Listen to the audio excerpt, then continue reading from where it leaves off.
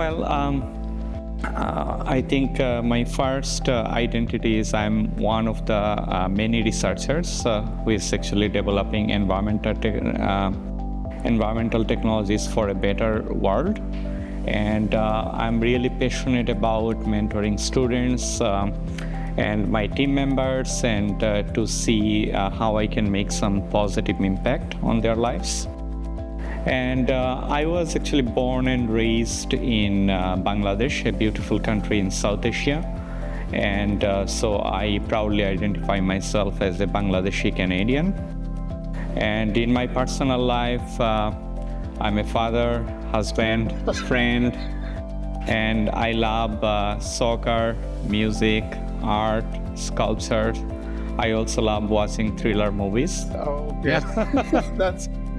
That's interesting. So you have too many hobbies and too many things that you are attracted to. But coming to that career-wise, have you ever thought when you were a child that you're gonna be an environmental specialist? But it came to your mind when you were a child? To be honest, not exactly. During my childhood, in different stages of my childhood, I wanted to do different things. My father is an engineer, so I always wanted to follow his footsteps. But later on, I wanted to be an architect at some point because this is something like, I was always surprised to see nice buildings, modern and, contemporary architecture. But later on, I ended up in undergraduate program in chemical engineering. When I first came in Canada, I started masters in industrial engineering. For 8 months, and after 8 months, I quit and transferred to University of Western Ontario, where actually I was first introduced to environmental engineering research. And that was the point I could realize that this is something I really love, and maybe that's the thing that I'm gonna be doing for the rest of my life. So it was actually like during my grad studies, I could realize possibly that's the right thing for me or right path for me. So how was it? Because now you moved to, I would say, to 3 different disciplines. From after the high school, you decided to go to chemical engineering. So how was that decision happen? And then how the decision to industrial engineering for the master, and then the decision to environmental? So that's a funny thing. So, so we have actually an entrance exam, like when you actually get admission to public universities. So at the time, I could not decide either I go for civil or chemical. And sometimes, you don't want to do the same thing that your parents did, right? So my father was a civil engineer. So I decided, okay, you know what, like I'm going to try chemical engineering. And then Didn't he try to convince you to go civil? That was actually, no, actually at that point he did not try to influence me. Okay, that's a good For some reason. I don't know why, but I decided to be in actually chemical engineering. And my industrial engineering program had actually a lot of, overlap with chemical engineering. I think I was doing almost the simulation in chemical processes. So my chemical engineering background was quite complementary. But my graduate studies at Western, it was like completely new discipline. I would say that was a bit challenging. This transition was quite challenging. So I had to do, I took a lot of different courses and did a lot of self-reading for that. So how did you make that decision? Now you graduate from chemical engineering, you are starting the industrial master in industrial engineering. How that point you decide, I'm gonna go to environmental? Is it like you got a scholarship, you got a something, or just a discussion? How that? That's actually a good question. So at the time, environmental engineering was something emerging back home. So at that point, I could not decide. I thought maybe I would go back to my country and, so maybe, can go work with some environmental issues there.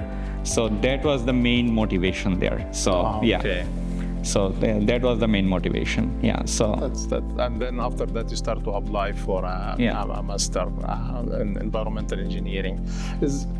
Should we go back to your childhood? So when you were little boy, do you have some good memories or some memories on that childhood you want to share with us? Like, yeah, I have actually like a lot of great memories, I would say. Yeah, like childhood. I think everyone's childhood is 90s. It was quite different, right? Than time right now, right? We at the time we did not have internet.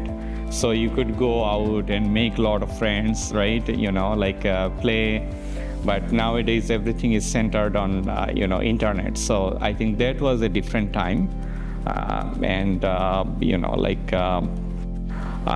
So there was no internet, there was no cell phone. And barely TV. And barely TV. And, sometimes you wait for some, your favorite show on TV for a week, right?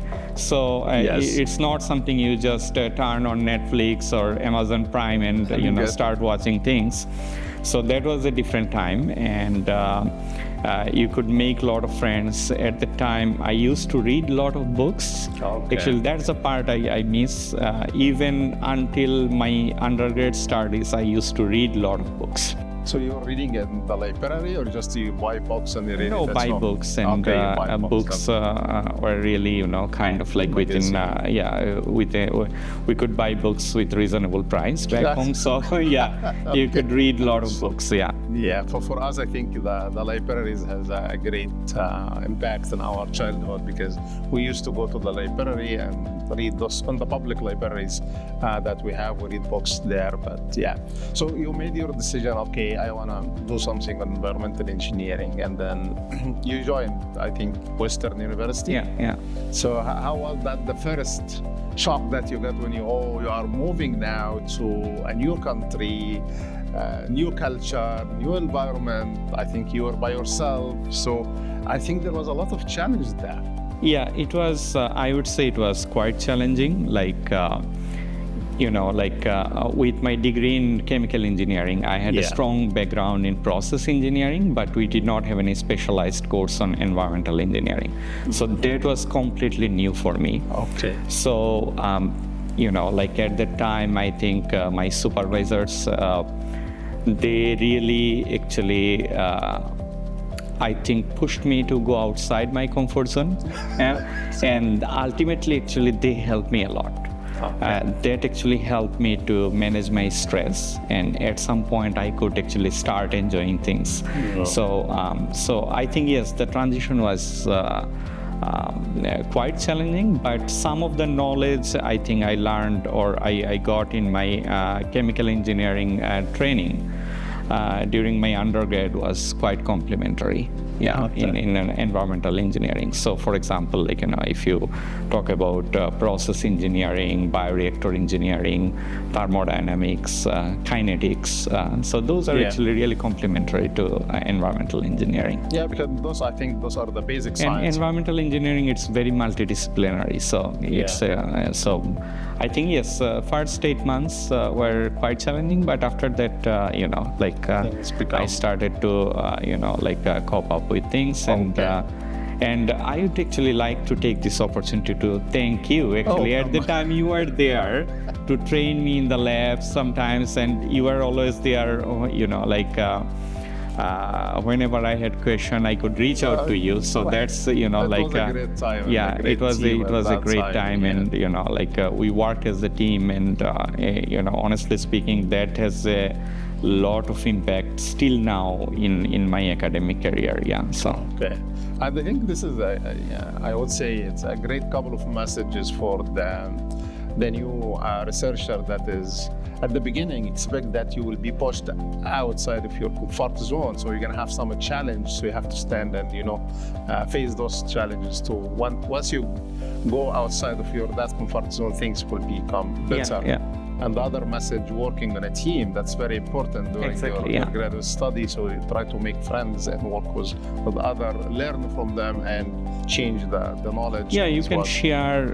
share your challenges with each other, and sometimes you can collaborate. So it's kind of like a win-win thing, I think. Yeah. When you work as a team. Yeah. So.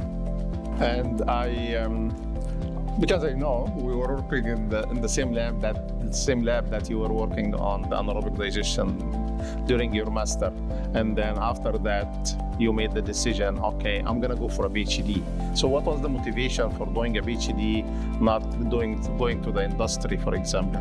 Well, I actually, since my undergrad studies, I always wanted to be in academia, but maybe, my undergrad learning experience and outcomes are not what I expected. After I finished my undergrad, I worked in industry for 4 to 5 months. Okay.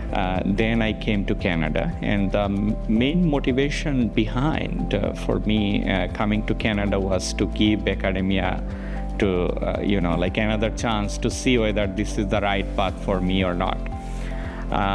And when I started my grad studies, actually I never looked back. I could realize I really enjoy research. I really love mentoring, students.